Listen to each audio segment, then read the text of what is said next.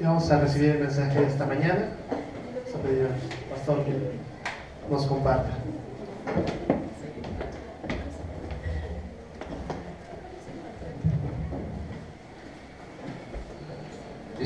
Permítanme hacer una referencia antes de empezar con el tiempo. Creo que sería bueno orar por don Marcos, sería bueno orar por Memo y por su familia. ¿Me acompañan a orar por este tiempo? Te queremos agradecer, Señor, este tiempo que tú en tu bondad nos das la oportunidad de reunirnos y tener este tiempo juntos. No sabemos, Señor, y hemos pedido por meses por la situación y salud de don Marcos. Sabemos, Dios, que tú estás cumpliendo un propósito en su vida. Vemos a nuestro hermano con dolor, con padecer, y nos doblemos con él y francamente no sabemos tu voluntad, Señor. Solamente pedimos, Señor, que tú confortes a don Marcos, que confortes a la familia y que les des fuerzas en medio de este momento tan difícil que están pasando, porque la enfermedad de don Marcos no solo afecta a él, afecta a toda una dinámica de familia, afecta a recursos, afecta en muchos sentidos, y por supuesto por encima de todo esto está el malestar y el padecer de nuestro hermano querido, Señor. Te rogamos, Dios, que tú sigas obrando en su cuerpo de una manera espectacular y milagrosa, y bueno, Señor, tú sabes qué es lo mejor para la vida de nuestro hermano. Lo ponemos en tus manos, Señor. De la misma manera pedimos por esta transición fuerte que están viviendo la familia Pérez, en esta nueva etapa de vida que tú los tienes. Desconocemos que sigue, Señor, desconocemos la puerta de empleo, de trabajo que pudieras abrirle a Memo, la forma de ingreso. Desconocemos, Señor, muchos otros aspectos, pero te damos gracias porque tú los has traído de regreso a casa y porque pueden estar con nosotros. De más está decir que les amamos y que nos gozamos con verlos de regreso, aunque quisiéramos que fuera en otras circunstancias, con una estabilidad diferente, pero tú, Señor, los tienes y también sé que tú, Señor, no los estás abandonando y que tú les vas a mostrar una forma adecuada de cómo establecerse y de cómo seguir con sus proyectos de vida de los cuatro. Los ponemos en tus manos, en el nombre de Cristo Jesús. Amén. Bien, hermanos, vamos a entrar al estudio de la palabra. Cuando nosotros llegamos a la iglesia por primera vez, normalmente surgen ciertas cosas como dudas y curiosidades. De repente como que no sabemos exactamente qué es la iglesia y mucho menos lo que es la iglesia cristiana. No sé ustedes, pero la primera vez que yo llegué a la iglesia, dije, bueno, pues vámonos a misa, ¿no? Y la misa duró más de 2 horas. Y yo ya estaba así de, no puede ser. Y luego estudio todavía después. Y entonces el domingo de media hora, pues se fue a 3 horas, ¿no? Y eso cuando bien nos iba que llegábamos a ir a la iglesia, ¿no? Porque nunca fui religioso, aún estando en la iglesia católica, ¿no? Entonces, llegar a la dinámica de una iglesia cristiana, pues fue muy diferente. Y ya en el ministerio como pastor, pues varias veces me hacían preguntas como, ¿y cómo será una boda cristiana, no? ¿Cómo será una boda cristiana? ¿Y cómo son unos 15 años? ¿Y cómo es un bautismo cristiano? Y todo este tipo de preguntas que hace la gente que no conoce la dinámica de la iglesia cristiana. Pero preguntas de fondo que nos deberíamos de hacer como nosotros ya como miembros de una iglesia es, ¿qué es la iglesia? Y esta representación actual que tenemos, ¿qué tan fiel es al proyecto que Jesús tenía en mente cuando pensó en iglesia? A lo mejor es algo diferente, a lo mejor es algo similar, a lo mejor tenemos características que tenemos que reforzar, a lo mejor hay otras cosas que tenemos que levantar como en el proyecto de la iglesia primitiva. Por eso es que cuando hablamos de iglesia, hermanos, saquémonos la idea de nuestra mente que nos referimos a el lugar, de manera tal que decimos, ¿a dónde vas? Voy a la iglesia. Hermano, usted y yo somos la iglesia. La iglesia es las personas, la gente, no el lugar. Nosotros vamos con la iglesia. Sé que por dinámica del lenguaje, muchas veces conservamos este hecho de decir que este lugar es la iglesia, pero la iglesia son las personas, somos las personas, y por eso cuando pensemos en la iglesia, pensemos en las personas. ¿Qué es lo que en el inicio el Señor tuvo en mente? Vamos a ver algunos pasajes de cuál fue el inicio de la iglesia y cómo ese inicio tuvo repercusiones que más de 2000 años después están vigentes para nosotros hoy en día. Esto lo vamos a dividir en dos mensajes. Primero, hoy vamos a ver lo que es la perspectiva de la fundación de la iglesia, y la próxima semana nuestro hermano Marcos se va a enfocar en qué es la función de la iglesia, es decir, qué hace la iglesia. ¿Ok? Entonces vayan conmigo por favor a Mateo capítulo 16.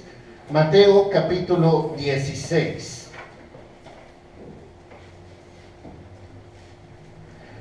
Y voy a dar lectura a partir del verso 13, Mateo 16, 13.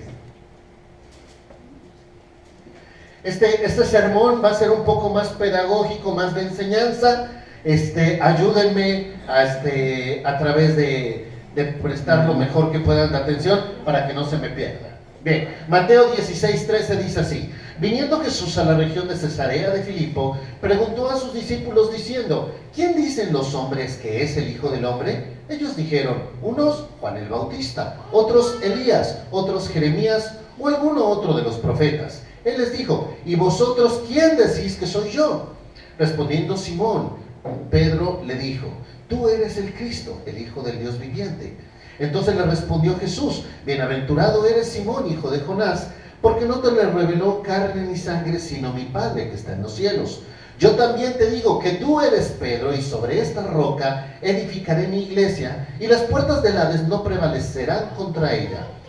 Y a ti te daré las llaves del reino de los cielos, y todo lo que atares en la tierra será atado en los cielos, y todo lo que desatares en la tierra será desatado en los cielos. Entonces mandó a sus discípulos que a nadie dijesen que él era Jesús, el Cristo. Bueno, algunas preguntas que nos salen de inmediato de un pasaje con tanta información teológica como queremos enfocarnos, por supuesto, en el énfasis del propósito que queremos resaltar hoy sobre el aspecto de la iglesia. Entonces, las 4 preguntas que vamos a enfocar es: ¿qué es la iglesia? ¿Quién es la roca? ¿Qué es el Hades? ¿Y cuál es la autoridad que fue delegada? 4 elementos fundamentales de este pasaje que vamos a hacer referencia. La primera es: ¿qué es la iglesia? La iglesia. Una de las primeras preguntas a esta altura pues sería muy obvia, ¿no? La iglesia pues es la congregación de personas que proclaman el nombre de Jesucristo. Esto lo entendemos 2000 años después, con todo el contexto histórico y con toda la dinámica que tenemos. Pero cuando el Señor Jesús hace referencia a la palabra eclesía, que es la palabra griega, está haciendo una referencia a una congregación política, una asamblea política. Vamos a decir, para los que son simpatizantes del partido que antes estuvo en el PRD y que ahora son Morena, sus manifestaciones en el Zócalo, podría ser una eclesía, una congregación con fines políticos o mitin político. Para fines prácticos, pues, este uso de la palabra cambió en su contexto cuando el Señor Jesús le da este nombre a la congregación de creyentes que habrían de proclamar su nombre y que serían los emisarios de la inauguración del reino de Cristo. Entonces, para nosotros el concepto es completamente diferente. La raíz de la palabra es como llamar afuera, es decir, sacar del interior, llamar afuera. Conceptos que en muchos sentidos nos generan un problema porque no es el uso actual que le damos. Para fines prácticos, lo que podemos decir es que cambia el uso de la palabra, y otro elemento importante es que el Señor Jesús habla de un evento futuro.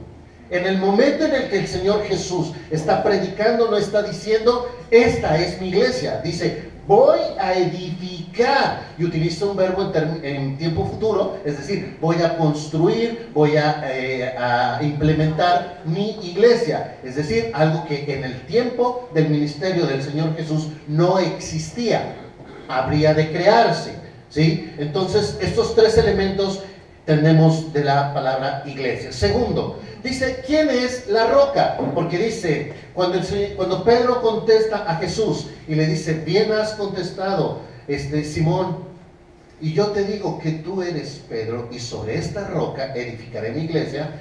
Este pasaje se ha prestado a controversias constantemente. La primera persona dice que una declaración se refería al Señor mismo. Es decir, que cuando está haciendo, que dice, tú eres Pedro y sobre esta roca, es decir, haciendo referencia a él, bueno, esa es una de las opciones. Otra opción es que se refiere a la declaración misma. ¿Cuál es la declaración? La declaración de que tú eres el Hijo del Dios viviente. Tú eres el Cristo, el Hijo del Dios viviente. Entonces la declaración de la roca se refiere a la piedra que sobre la cual iba a ser edificada la iglesia. La tercera propuesta, que es una más que también genera controversia, es que se está refiriendo a Pedro. Vamos a ver brevemente las tres. Si se refería a Jesús mismo, entonces el concepto tiene problemas, por el hecho que desde la perspectiva de la gramática no es lógico hacer a una referencia a él mismo con un sustantivo en femenino, cuando dice la roca, ¿sí? Una referencia a un sustantivo en femenino y un término en griego que se utiliza que es dativo. Es decir, no es factible que él está haciendo referencia a sí mismo usando esta figura gramatical, ¿sí? La segunda opción tiene que ver con una postura que tiene varias cosas a favor. Si la declaración hecha por Pedro de Jesús es el Cristo, el Hijo de Dios, esta declaración es la que Jesús le llama la roca, Petra, la Petra, ¿sí? Sobre la cual va a edificar la iglesia. Y hay una referencia como un juego de palabras. Tú eres Petros y sobre esta Petra edificaré mi iglesia. Y entonces está haciendo un juego de palabras el Señor Jesús. Interesante que en otros textos de la misma escritura, como en Hechos capítulo 4, Pedro hace la declaración de que Jesús mismo es la piedra de la cabeza del ángulo, que es la iglesia. Entonces, si fuese la declaración misma, tendría una razón de ser, ¿sí? Obviamente, gramaticalmente también ofrece un poquito de problemas por el cambio de masculino a femenino. Y si se refiere a Pedro, esta postura tiene más peso por los argumentos que pueden ser, como ya lo mencioné, el juego de palabras, y desde esta perspectiva mantiene el mismo sujeto, que es Pedro. Sobre esta roca que eres tú edificaré la iglesia y a ti te daré las llaves del reino. Mantiene el mismo sujeto. Ahora, antes de que se me escamen diciendo no es Pedro, porque es cierto que este elemento es un argumento que utilizan las figuras de la Iglesia Católica para manifestar el hecho de que él es el iniciador de lo que sería eventualmente la figura papal. Es decir, como Pedro, como el primer papa, y entonces debería de haber sucesores de este hombre con la figura de representantes, al grado tal que la Iglesia Católica actual utiliza el término vicario de Cristo para el Papa, el que está en lugar de Cristo. Es un término bastante delicado para fines teológicos de lo que nosotros conocemos de la Escritura. Pero hermanos, yo le voy a decir cuántas veces se pone el cimiento. Una vez. Y si bien es cierto, el Señor Jesucristo es la piedra angular, la figura apostólica, la figura de los apóstoles, representa la inauguración o el cimiento de lo que eventualmente sería llamada la iglesia. Pero se pone una vez el cimiento, no se pone posteriormente ni se mantiene un cimiento. Tenemos que estar conscientes de este elemento. Entonces podemos decir que sea usted que declare la segunda postura de que es la declaración sobre Cristo o que sea la referencia a Pedro, lo que estamos diciendo es que la roca es un cimiento que serviría para la futura edificación o construcción de lo que eventualmente sería llamado la iglesia. El tercer elemento que tenemos que considerar es la palabra Hades. ¿Por qué? Porque dice el texto que las puertas del Hades no van a prevalecer con la iglesia. Y entonces esto nos representa un aspecto importante.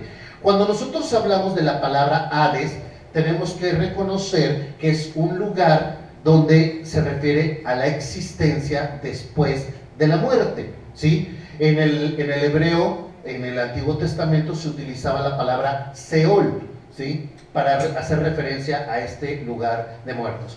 Teológicamente para nosotros esto ya es muy importante. ¿Por qué? Porque cuando el Señor Jesucristo viene, muere y resucita, dice el texto en Corintios que el aguijón de la muerte ha sido derrotado, ¿sí? Entonces la promesa primaria del pasaje que leyó Enrique hace un momento es que tendremos vida eterna.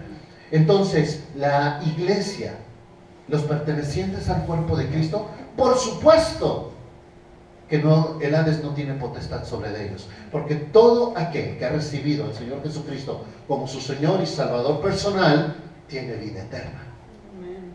Y si tiene vida eterna, no tiene lugar en el Hades.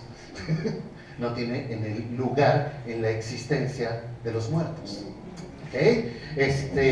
Hay muchos pasajes aparte de Juan, Romanos 5:21, Tito 3:7 y muchos otros pasajes que hablan de que la iglesia tiene vida eterna. Otro elemento importante es que habla de atar y desatar, una autoridad. Esto le pido que tome atención porque hay mucha confusión tocante a este texto, ¿sí? La autoridad es un elemento inobjetable que le es entregado a Pedro en este pasaje de Mateo capítulo 16, porque le dice: tú eres Pedro y a ti te daré las llaves del reino y las puertas del Hades no prevalecerán contra él. Y todo lo que atares en la tierra será atado en el cielo, y todo lo que desatares en la tierra será desatado en el cielo. De esta manera encontramos a Pedro con una autoridad. Ahora, ¿a qué se refiere esta autoridad? Bueno, vemos a Pedro como el pilar fundamental de la iglesia en los primeros 12 capítulos del libro de los Hechos, al grado tal que el que toma el discurso de iniciación en Hechos capítulo 2 en adelante, es Pedro, y él funge como figura fundamental hasta Hechos capítulo 12. De hecho, encontramos nosotros a Pedro ministrando primero a judíos y después a gentiles en Hechos 10, con Cornelio, de manera tal que él es figura primordial, una figura de autoridad. Ahora, este texto se ha utilizado, déjenme abrir un paréntesis, de manera inadecuada en ocasiones, ¿no? Por ejemplo, se utiliza este texto para hacer una referencia de atar a Satanás, ¿no? Y te ato, diablo, con 2 nudos ciegos y en el nombre de Jesús. Y esto es una práctica de iglesias de corte liberal, de corte pentecostal, donde ellos hacen esta referencia fundamentada en este pasaje. Hermanos, no lo dice la Escritura. La Escritura no dice esto. La Escritura no dice que ates a Satanás. Tampoco dice que con nudo ciego. No. Estos son términos que utilizan este tipo de iglesias en un contexto equivocado del pasaje, ¿sí? ¿Por qué digo que es un contexto equivocado del pasaje? Porque una regla gramatical básica es: el texto sin su contexto es un pretexto, ¿sí? Entonces el contexto del pasaje es un contexto de autoridad, y 2 capítulos posteriores, en Mateo capítulo 18, que le pido por favor que vaya conmigo a Mateo 18, hace una explicación mucho más adecuada y con mucho más enriquecimiento del texto. Dice así, Mateo 18:15. Mateo 18:15. Dice así: por tanto, Si tu hermano peca contra ti, ve y repréndele estando tú y él solo. Si te oyere, has ganado a tu hermano, mas si no te oyere, toma aún contigo a uno o dos, para que en boca de 2 o 3 testigos conste toda palabra. Si no los oyere, dilo a la iglesia, y si no oyere a la iglesia, tenle por gentil y publicano. Tenemos mucha riqueza en este texto, pero no es el énfasis que quiero dar en este momento, ¿sí? Está hablando de un orden progresivo de disciplina dentro de la iglesia, ¿sí? Y dice el verso 18, de cierto os digo que todo lo que atáis en la tierra será atado en el cielo, y todo lo que desatáis en la tierra será desatado en el cielo. Ahora ya no es esta dedicación a Pedro solamente, sino a toda la iglesia. La instrucción es a toda la iglesia. ¿Y cuál es el contexto, hermanos? Disciplina. La disciplina de la iglesia. Entonces, estos elementos de atar y desatar están en el contexto de la disciplina. Y lo que está diciendo básicamente, ¿sí?, es que el Señor Jesús le entregó a la iglesia la autoridad para ejercer disciplina dentro de la iglesia. No pierda de vista esto, porque en muchas ocasiones utilizamos este texto de manera inadecuada, ¿sí? La iglesia tiene la facultad delegada por Dios mismo para ejercer y preservar la santidad de la misma. Por cierto, hablando de este hecho, otro vicio que normalmente tenemos es, usamos el verso 19 y dice, y otra vez digo que si 2 de ustedes se pusieren de acuerdo en la tierra de cualquier cosa que pidieran, les será hecho por mi Padre que está en los cielos. Y el 20 lo usamos en todo lugar donde hay poca asistencia de congregantes, porque donde están 2 o 3 congregados en mi nombre, ahí estoy yo en medio de ellos. Hermano, gramaticalmente, fundamentalmente el texto lo que está diciendo es, tienes autoridad. No es un pretexto para iniciar la reunión con pocas personas. El texto, vamos a decirlo de manera concreta. ¿Usted tiene el Espíritu Santo? Sí. Ok, entonces donde usted está, está el Señor. No necesitan estar 2 o 3. Y partamos a otro hecho. El Señor es omnipresente. Entonces, está en todo lugar. Entonces, no hace falta que usemos este texto para justificar el inicio de una reunión. Este texto está ubicado en el contexto de la disciplina. Si están 2 o 3 reunidos en mi nombre para el ejercicio de la disciplina, para confrontar al hermano que está en pecado, yo estoy ahí en medio de ustedes. Ahora sí se nos abre el panorama del texto. Regresamos entonces. La iglesia tenemos autoridad espiritual con implicaciones celestiales, y esto nos es útil para aspectos como el ejercicio de la disciplina espiritual, con la garantía de que el Señor estará con nosotros en esto que nosotros hagamos. Y esto, hermanos, es tremendo. Es tremendo. La iglesia delega autoridad. Un pasaje en Corintios, hablando de la disciplina, dice, ¿o no sabéis que vosotros has de juzgar a los mismos ángeles? Hablando de un aspecto de disciplina en la iglesia. Dice, ¿cómo no juzgas al hermano? Y por supuesto, no estoy en el hecho de decir lo que dice el libro de Santiago, dice, no os juzguéis para que no seáis juzgados, y también el Señor Jesús lo dice en Mateo. Lo que estamos hablando es en el contexto de la disciplina de la iglesia. La iglesia tiene este propósito de ser. Muy bien, algunas conclusiones entonces que sacamos del texto de Mateo. Primero, que la iglesia que iba a ser formada es un evento futuro. Segundo, que el Señor Jesús es el que edifica la iglesia, ¿sí? Tercero, que la iglesia tiene autoridad para ejercicio de elementos como la disciplina. Y 4, que la iglesia tiene potestad sobre la muerte por la promesa de salvación eterna en Cristo Jesús. Muy bien, esto nos da un elemento primario para lo que sería la iglesia. Ahora vamos a otro pasaje. Por cierto, algunas conclusiones básicas. Esto iba a tener que suceder después de la ascensión de Jesús, un elemento futuro, como lo dijimos. En San Juan capítulo 14 menciona que la iglesia iba a recibir dones, y también dice que que los apóstoles iban a esperar el tiempo para la iniciación de esta iglesia. En Hechos capítulo 1 le preguntan a Jesús: ¿y cuándo ha de suceder todo esto? Y les contesta el Señor: no les toca a ustedes saber los tiempos y las sazones que el Padre puso en su sola potestad. Y dice el verso 8, un verso que todos conocemos: pero recibiréis poder. ¿Poder? ¿Quién lo iba a recibir el poder? La iglesia. Muy bien. Cuando haya venido sobre vosotros el Espíritu Santo, y con ese poder me seréis testigos. Y ya conocemos el resto del texto. Vamos a Hechos 2, por favor. Hechos 2. Aquí tenemos el cumplimiento de la promesa de la cual hablaba el Señor Jesús. Hechos 2:1.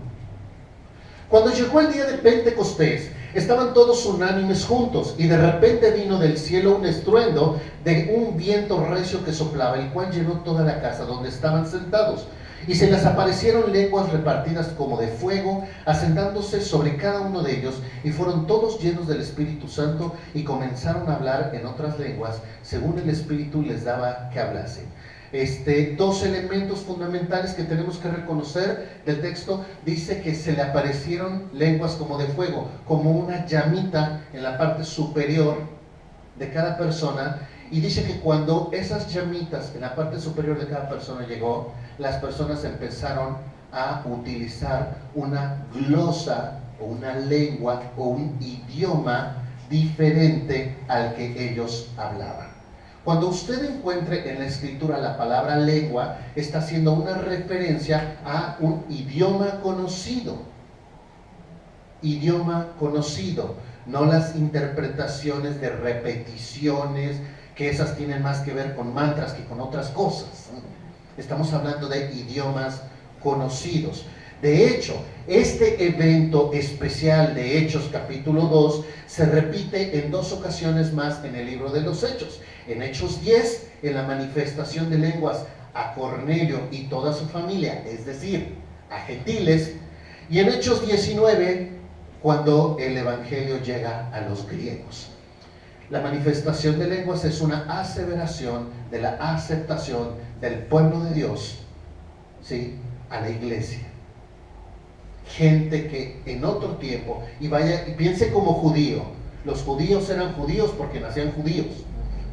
Y ahora les dice Dios que va a edificar la iglesia, y esta iglesia tiene un requisito de membresía diferente que el pueblo judío. Antes eras judío porque nacías judío. Ahora la iglesia es aceptada por una decisión personal. Y entonces los judíos pues se sintieron rechazados. Y de hecho, si usted tiene ganas de estudiar sobre este pasaje, Romanos capítulo 9 es sumamente interesante para explicar desde la perspectiva de un judío lo que significaba ser hecho a un lado para dar espacio a la iglesia. Entonces, Hechos 2 es la aceptación del pueblo judío, Hechos 10 es la aceptación del pueblo gentil, Hechos 19 es la aceptación hasta de griegos. Y eso lo va a ver usted en el libro de los Hechos. Capítulo 2, verso 42. Una vez que sucede todo esto, ¿cuál es el impacto que hay con respecto a la iglesia? ¿Qué sucede en la iglesia? ¿Sí? ¿Cuál es el resultado de la promesa cumplida de Dios hacia la iglesia? Y aquí es donde vamos a sentarnos. Hechos 2, 42. Dice así: y perseveraban en la doctrina de los apóstoles. ¿Qué dije? Y comer más. Y perseveraban en la doctrina de los apóstoles, en la comunión unos con otros, en el partimiento del pan y en las oraciones. Y sobrevino temor a toda persona, y muchas maravillas y señales eran hechas por los apóstoles. Todos los que habían creído estaban juntos y tenían en común todas las cosas, y vendían sus propiedades y sus bienes y los repartían a todos según la necesidad de cada uno, y preservando unánimes cada día. ¿Otra vez lo dije mal? Sí. Ok, qué bueno que ustedes están leyendo conmigo para que no sigan a lo que digo yo, sino lo que dice la Escritura. Y perseverando unánimes cada día en el templo y partiendo el pan en las casas, comían juntos con alegría y sencillez de corazón, alabando a Dios y teniendo favor con todo el pueblo. Y el Señor añadía cada día a la iglesia los que habían de ser salvos. Veo yo aquí varias cosas, ¿sí? Había enseñanza, había exhortación, había manifestaciones del poder de Dios, había unidad, había generosidad y por supuesto había adoración. Veamos brevemente cada una de ellas. Dice, perseveraban en la doctrina de los apóstoles. Los demás elementos de comunión unos con otros, partimiento del pan y oraciones, los vamos a explicar un poco más adelante. La enseñanza dentro de la iglesia es fundamental. Fundamental. Y es por eso que nuestra iglesia tiene un énfasis importante en la enseñanza. Por cierto, ahorita vamos a hacer un anuncio tocante a las inscripciones de los grupos de estudio bíblico que tenemos aquí en la iglesia y toda la dinámica de seguimiento y cuidado pastoral que tenemos a través de los grupos pequeños, ¿sí? La enseñanza es fundamental para la iglesia. Tito 2 dice, tú habla lo que esté de acuerdo con la sana doctrina. Mateo 28 dice que enseñemos a todos que guarden las cosas que Él os ha mandado. Tito 2 de Timoteo 4 dice, te encarezco delante de Dios y del Señor Jesucristo. Y después dice todo lo demás. Y el verso 2 dice, que prediques la palabra, que instes a tiempo y fuera de tiempo, redarguye, reprende, exhorta con toda paciencia y doctrina. Es fundamental la enseñanza y podríamos decir, iglesia, palomita. Es decir, en la iglesia primitiva se enseñaba la doctrina de los apóstoles. Hoy mismo nuestro estudio, nuestra predicación está fundamentada en la Escritura. Palomita. Segundo elemento, verso 43. Dice, y sobrevino temor a toda persona. Y cuando hablamos de este temor en este entorno, es una referencia que puede ser como un llamado a la santidad. No está hablando de miedo, está hablando de respeto, está hablando de reverencia, ¿sí? Un llamado a la santidad, una convicción por obedecer al Señor. La iglesia tiene que tener muy claro que su principal propósito es honrar al Señor, y uno de los elementos fundamentales de honrar al Señor es la obediencia. Ahora, cuando hablamos de santidad, ¿sí?, muchas veces nos confundimos porque no entendemos el concepto, ¿sí? Por ejemplo, cuando uno recibe al Señor Jesucristo como su Señor y Salvador, podríamos decir que tiene una santidad posicional, es apartado, ¿sí?, para ser parte del pueblo de Dios. Y esto es lo que la iglesia le llama justificación. Es otro término que se utiliza.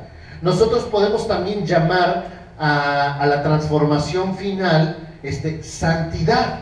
Y esto la Escritura lo presenta como glorificación. Y también es la transformación final de una persona, un creyente, en una persona que se convierte en un cuerpo incorruptible, como lo enseña 1 Corintios capítulo 15.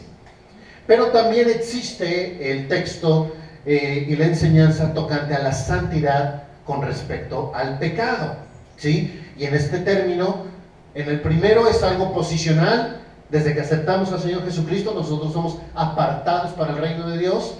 La santificación final va a ser cuando el Señor venga y nos transforme, pero en lo que sucede entre la primera y la tercera está la santidad acerca del pecado, y esa es chamba de nosotros, ese es nuestro trabajo, ¿sí? De manera tal que cuando el apóstol Pedro hace referencia a este tipo de santidad, dice: como hijos obedientes, no se conformen a los deseos que tenían antes estando en ignorancia, sino como aquel que les llamó es santo, sed ustedes también santos en toda la manera de vivir. Ahora, hermanos, en este sentido, la santidad no es algo como ir llenando puntos o llenando un tanque. No es algo de que ya soy más porque ya le eché más. La santidad es o no es. No es, eres medio santo o 50% santo. No, eres o no eres. Porque dice el texto que así como aquel que nos llamó es santo, sed también vosotros santos en toda vuestra manera de vivir. ¿Se tiene o no se tiene? En este sentido, cuando nosotros tenemos victoria del pecado el día de hoy, nosotros vivimos en santidad del pecado. Hoy, no sé qué pase mañana, pero hoy vivimos en santidad. ¿Se tiene o no se tiene? Algunos de nosotros en la iglesia de Puebla teníamos el estacionamiento un poco grande, y entre un culto y otro teníamos media hora para que salieran unos hermanos y entraran otros. Pero ¿sabe lo que significa que salgan 300, 400 personas? ¿Para qué te notas 300 o 400 personas en un estacionamiento en menos de media hora? Entonces, la exhortación al final de cada final de servicio del pastor era: hermanos, no pierdan su santidad en el estacionamiento. Porque algunos estaban peleando por los lugares, otros ya estaban discutiendo y no habían salido siquiera de las instalaciones del templo cuando ya estaban en otra dinámica. Si en la mañana usted se levanta y se levanta modorro y le grita y tiene un mal momento y lo despertó el gas a una hora inadecuada y no pudo dormir por un mugre mosquito que lo fastidió toda la noche, no pierda su santidad por la mañana. Mucho menos si se quemó el desayuno.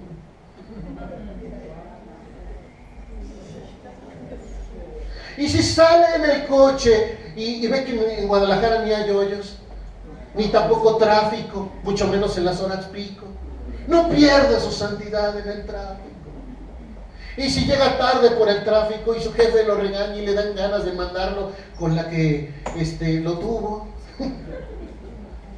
y le recuerda a su familia, por lo menos aquí, no pierda su santidad al llegar al trabajo.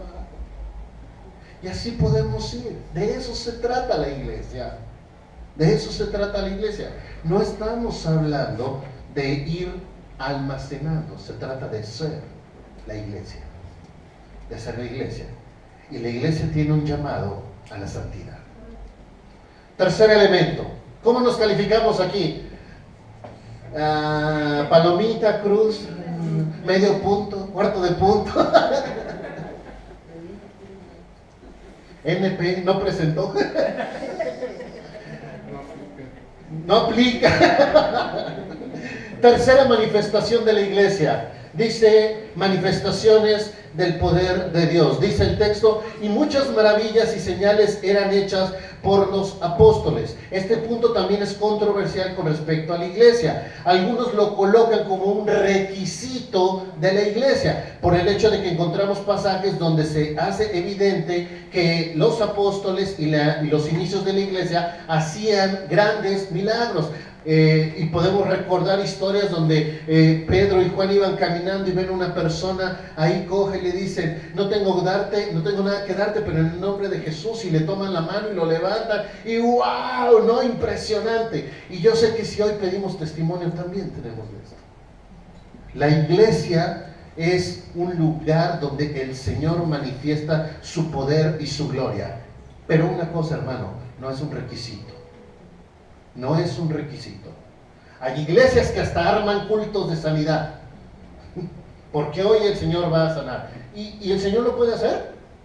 Por supuesto que lo puede hacer. El Señor tiene facultad y autoridad para sanar a cualquier persona en cualquier circunstancia.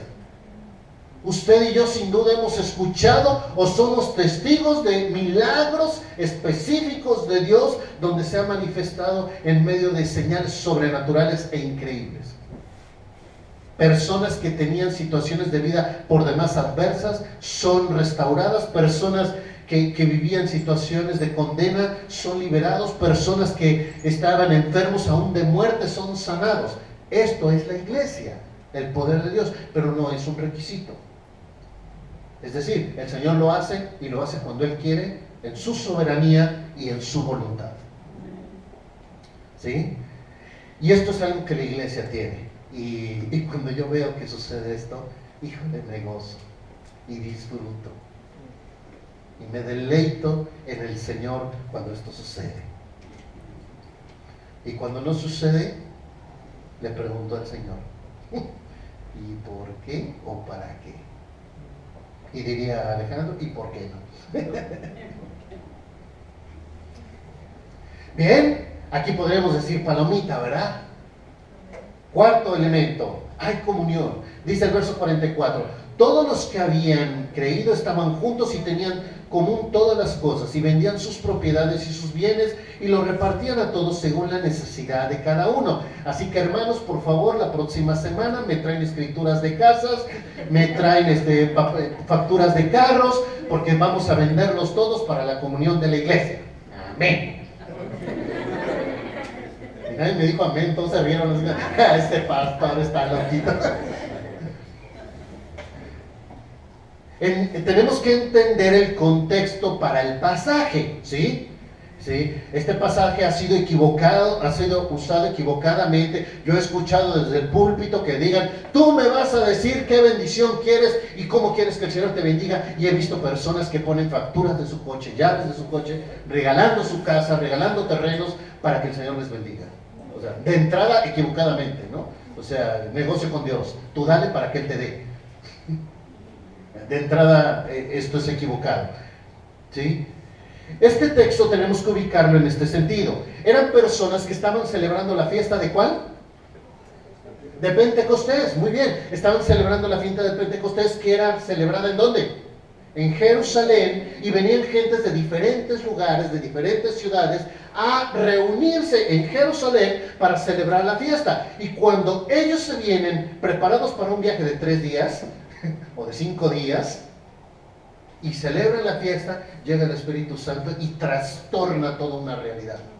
Y entonces las personas pues no traían suficientes elementos para subsistir. Y en ese momento la iglesia se pone las pilas y se mueve a toda velocidad. Pero es un contexto específico que tuvo su culminación y su terminación en ese tiempo. De hecho, usted lee de Hechos capítulo 4 en adelante y se da cuenta usted que la iglesia retomó la forma habitual.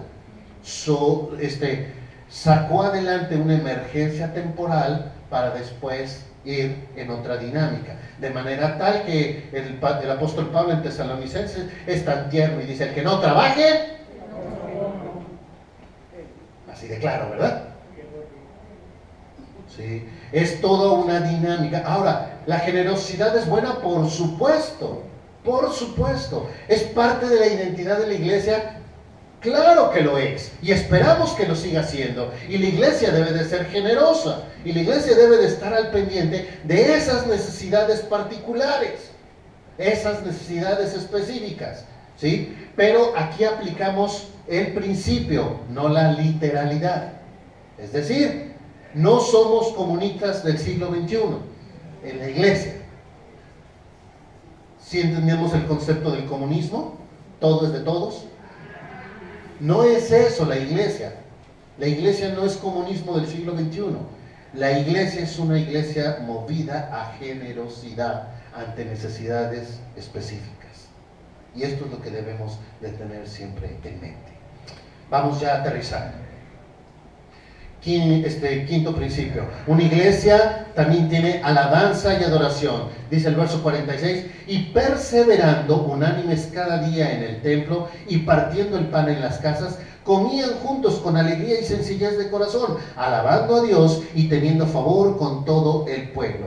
No le voy a decir, para no avergonzarlo, quién, pero usted piense, ¿cuándo fue la última vez que invitó a alguien a su casa a comer? Que usted lo recibió con frijoles o con lo que tuviera para ponerle en la mesa. No tiene dinero, ay, es tan sencillo, hermano. ¿Qué vas a comer? Pollos, tráete, nos vamos a la casa y comemos. Punto. Es tan fácil. Cuando hacemos la comunión aquí en la iglesia es precioso. Pero en la comunión extendida no se da la oportunidad de la intimidad. Y en la intimidad surge las relaciones fuertes, las que se estrechan. Así que, hermano, no deje aparte esto. Dice aquí en el verso 46 que perseveraban unánimes en el templo, pero partían el pan, ¿en dónde? En las casas. Invítenlo a comer. Invítenlo a comer. Nadie me invita, pues invítelo a usted. Recordemos la declaración de esto. Esto era una forma de alabar al Señor. Alabar es declarar lo que el Señor es y lo que el Señor hace. Adorar es nuestra respuesta a lo que el Señor es y a lo que el Señor hace. De manera tal que nuestra adoración es la forma en la cual nosotros respondemos. Y respondemos cuando somos generosos, cuando hay alegría, sencillez de corazón, cuando partimos el pan, cuando tenemos siempre algo que ofrecer en este sentido. Alabemos a Dios y tengamos favor con su pueblo. Y dice el último texto, el último pasaje: y el Señor añadía cada día a la iglesia los que habían de ser salvos. Y puse estas imágenes de un bebé con unos zapatotes para hacerlo en fe. Es decir, si yo hago estas cosas como iglesia, el Señor va a traer a nuevas personas. En otras palabras, preparémonos para crecer. Preparémonos para crecer. Porque si usted y yo nos metemos en esta línea de trabajo, es decir, déjeme recordarle algunas cosas. Primero, es una iglesia que está enfocada en la enseñanza. Segundo, una iglesia que practica y vive la santidad. Tercero, una iglesia que tiene manifestaciones del poder de Dios. Cuarto, una iglesia que tiene comunión unos con otros. Quinto, una iglesia que tiene alabanza y adoración. Sexto, una iglesia que tiene crecimiento o influencia. Si practicamos todo esto, hermano, el Señor va a traer a otras personas. La iglesia no es el resultado de un elemento que sirva para tener que hacer el domingo. La iglesia no fue creada para nuestra comodidad. La iglesia no fue hecha para tener que enseñarles a los niños. La iglesia no fue creada para tener amigos. La iglesia no fue creada para tener relaciones para vender productos. La iglesia no fue creada para tener amigos a quien llamar cuando choque. Y hacemos esto y muchas cosas más, pero la iglesia fundamentalmente es creada para llevar honra y gloria al Señor, proclamar su nombre a través de aquellos que no le conocen. Así que nosotros tenemos que seguir creciendo como iglesia si estamos involucrados en aquellas cosas que el Señor hace. Quiero terminar. El martes pasado hicimos una oración que el Señor puso en mi corazón y que fue un tiempo muy lindo, ¿verdad, Mari? Y quisiera terminar con eso. Le llamé oración de fe. No es algo que planteé mucho tiempo antes, es algo que se me ocurrió y que me gustó mucho el resultado. Y entonces quisiera que oráramos en fe de lo que queremos que sea nuestra iglesia. A lo mejor ustedes sueñan con cómo quisiera ver la iglesia. No sé. A lo mejor usted sueña con un ministerio. A lo mejor sueña con una estrategia ministerial. A lo mejor usted sueña con más personas. A lo mejor soñamos con un auditorio. A lo mejor con instalaciones propias. A lo mejor con un grupo específico para una necesidad específica que tal vez ni siquiera entendemos que exista hoy. No sé. Me gustaría que oráramos y en manera espontánea, en voz alta, me gustaría que usted hiciera una oración de fe por la iglesia. ¿Cómo le gustaría a usted que fuera la iglesia? Por supuesto, no tenemos ni siquiera los elementos de eso que vamos a orar. Por eso es fe. Por eso es fe. ¿Cómo le gustaría ver esta iglesia? Digamos en 10 años. O en 5. No sé. ¿Cómo le gustaría verlo? ¿Ya lo visualizó? ¿Cómo la soñó? Si el Señor no lo da o no, eso es otra cosa. No lo sé. Es una oración. ¿Sí? Es una oración. Así que en voz alta, por favor, vayamos haciendo oraciones breves. ¿Cómo le gustaría ver esta iglesia? ¿Ok? Cerramos nuestros ojos entonces y oramos. Padre, te damos muchas gracias por la oportunidad que tenemos de entender de una manera clara, de acuerdo a tu escritura, cómo queremos ser la iglesia. No queremos ir a la iglesia, nosotros somos la iglesia. De esta manera, Señor, hoy la Iglesia Bíblica Rey de Reyes, en fe, queremos poner en tus manos estas peticiones de oración.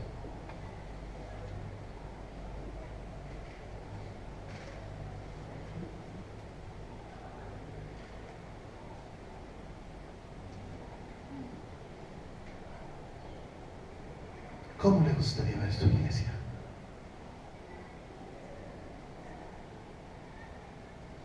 ¿Alguien? Señor, ponemos en tus manos esta iglesia, que tú le pongas un corazón lleno de amor por las almas que nos están perdidas, Dios. Padre, yo veo con los ojos de la fe que en 10 años este lugar va a ser lleno de gente que corre hacia ti, Dios. Tu escritura dice en Isaías que correrán hacia ti por causa del Santo de Israel. Así que, Señor, por eso lo creemos y en fe lo decimos ahora, Señor, y lo ponemos en tus manos. Que almas vienen hacia ti, Dios, ya no más que se sigan perdiendo, sino que así como nosotros hemos alcanzado la salvación por tu misericordia, así miles y miles vengan a este lugar, Dios, por ti, por tu salvación, Dios. Amén. En el nombre de Jesús. Amén. Gracias, Padre, por darnos la oportunidad de que los demás vean menos de mí, menos de nosotros y más de tu Hijo Jesucristo. Amén. Señor bendito, yo te pido, Padre, que en cada corazón de cada persona que pertenece a esta iglesia, Señor, haya la necesidad y el deseo de pensar en las misiones, Padre. Yo te pido que nuestra iglesia sea una iglesia misionera. Por Cristo Jesús te lo pido. Amén. No queremos dar Señor, porque nos permitas con la soberbia y el saber, Señor, y siempre haya humildad con nuestra vida.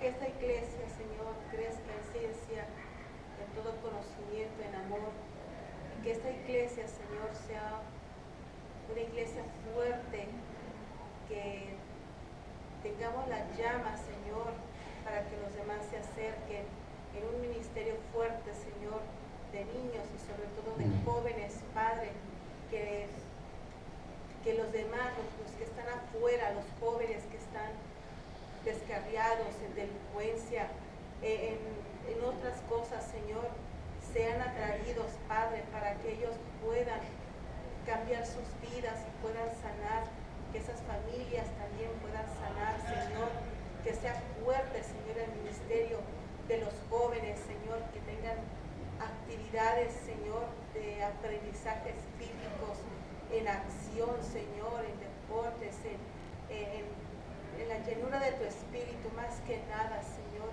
Esa es mi petición delante de ti, Padre. Yo le pido que llenes nuestros corazones de toda la iglesia de los dones del Espíritu, Señor, para que el mundo vea que tú realmente estás ahí. Que ya no seamos más nosotros, que seas tú, Señor, que obre en nuestras vidas y en nuestras actitudes. Que nuestra iglesia sea vista por ti y no en nosotros. Gracias, Señor, por todo. Padre, yo deseo de todo corazón que podamos alcanzar a personas de nuestra comunidad aquí. Tú nos has puesto en este lugar y que las personas que nos rodean, Señor, puedan recibir tu palabra y ser alcanzados por ti. Padre, te ruego que abras corazones para que, por medio de los dones que tú das, Señor, que se puedan establecer ministerios para que se cubran los ministerios que no tenemos ahora. Toma el corazón de cada uno en los que debamos participar. Señor, y que sea para que tu gloria sea vista en el crecimiento de tu iglesia. Te pido, Padre, que anhelemos tener un corazón adorador de tu nombre y tu persona, Padre, y que adicionalmente tú nos des ese corazón adorador, Señor, porque podemos tener 14 ministerios cada uno y evangelizar a 200,000 gentes, Señor, pero si no tenemos un corazón que te anhele, Señor, que te ame, de nada sirve. Danos un corazón. Gracias, Señor.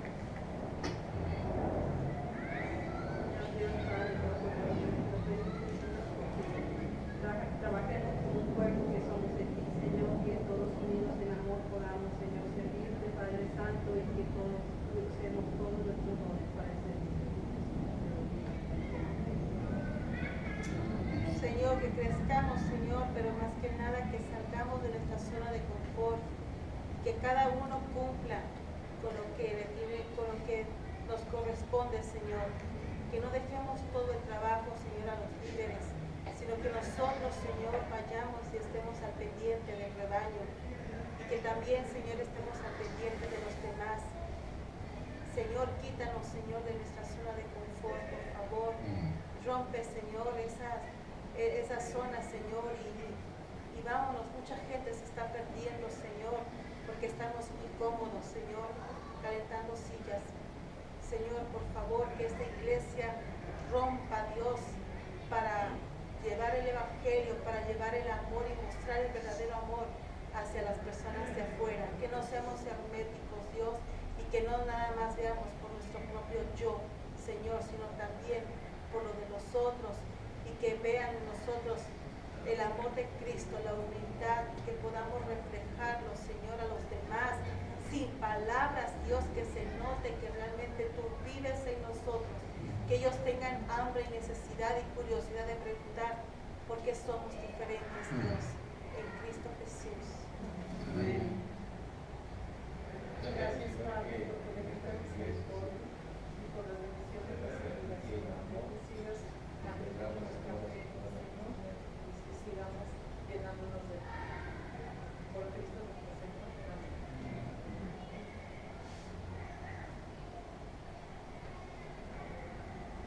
Ese es el anhelo de tu iglesia, Padre. Anhelamos más de ti, Señor, y menos de nosotros. Escucha nuestro sentir, Señor, y ministra con cada uno de nosotros para que esto pueda ser una realidad si está dentro de tu voluntad. Ayúdanos, Señor, a estar en sintonía contigo. Tú eres la razón de la iglesia, Padre, y queremos hacer lo que tú tenías en mente cuando pensaste en la iglesia. Glorificamos tu nombre por la bendición de poder ser parte de aquello que tú estás haciendo con propósitos eternos. En Cristo Jesús.